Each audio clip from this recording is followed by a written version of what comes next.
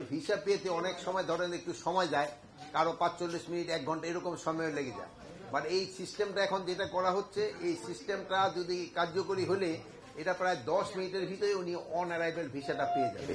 এই জন্য on arrival এই ভিসাটা পাওয়ার জন্য ওনার কাজ হবে যে আমাদের অনলাইনে যে তাদের ইনফরমেশন দিয়ে দিলে আমাদের এখান থেকে পত্র সব ঠিক পেলে বলে দিয়ে ওই একটা কোডও দিয়ে দিবে। এখানে বাংলাদেশে আসার পর এই কোডটা দেখানোর পরে শুধু সে ওই তার এই ডলারে পেমেন্টটা করে ভিসাটা পেয়ে। এই জন্য 10 মিনিটের ভিতরে ব্যাংকিং চ্যানেলে যতটুকু সময় অতটুকুই শুধু আমাদের আজকে বলার উদ্দেশ্য, এবং এখানে উদ্বোধনও করলাম।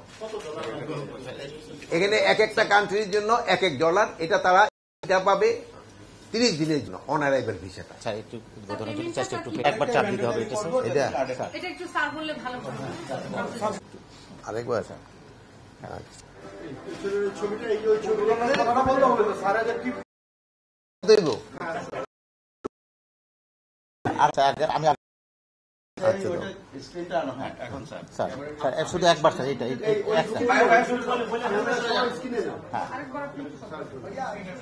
এটা অন অ্যারাইভেল ভিসাটা যেন ইজি হয়, এটার উদ্বোধন করা হবে। আমাদের সাধারণ মানুষের তো ভিসা লাগে না।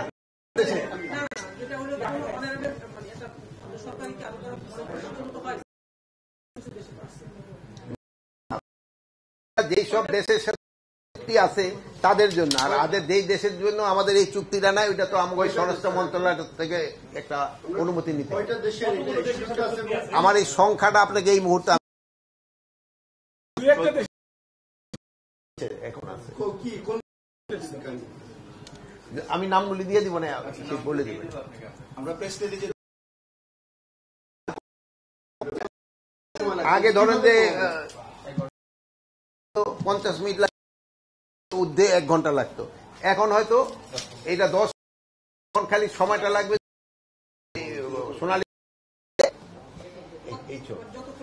এখন সোনালী ব্যাংক উনি কতটুকু সময় নেয় আমি দেখে এই মুহূর্তে বলতে পারবো না। পেমেন্টটা কিভাবে হবে স্যার, কার্ডে না ক্যাশে স্যার? দুইটা সিস্টেমই থাকবে। আমরা যতটুকু জানি পাকিস্তানের সাথে অনারেবল ভিসা আমাদের আছে, তো এই ওদের এখানে যে চ্যাম্পিয়ন্স ট্রফি শুরু হচ্ছে, মানে ফিটা দেওয়ার কথা ছিল, অভিযোগ এসেছে, এই বিষয়টা কতটুকু কিভাবে দেখছেন এই আপনারা বলতে পারবেন কোনটা?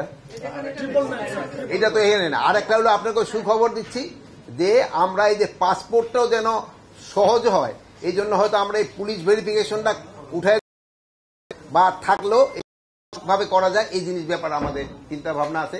হয়তো আমরা চেষ্টা করব যেন পাসপোর্টের জন্য পুলিশ ভেরিফিকেশন দরকারই না হয়। সাথে কবে সময় চালু হবে এটা তো বলতে পারবো না, একটু সময় তো দিতে হবে।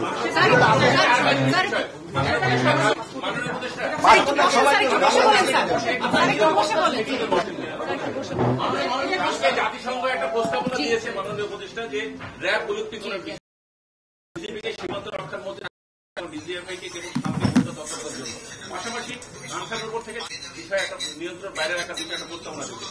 এই ব্যাপারে আপনাদের মানে অবস্থান নেই? এইটার অবস্থানটা হলো, এটা তো একটা প্রস্তাব তাদের দিতে, আমরা সবাই বসবো, বসার পরে যে আমাদের ডিসিশন এটা জানাবো। বাট আমরা তো এই যে তাদের এই ইনকোয়ারিটা আমরা তো সবাই তো জানিয়েছি, এটা আমরা তো এটা সবাই আমাকে সরকারের পক্ষ থেকে তাদের এটা ওয়েলকাম করা হয়েছে, এটা তারা প্রকাশ করছে।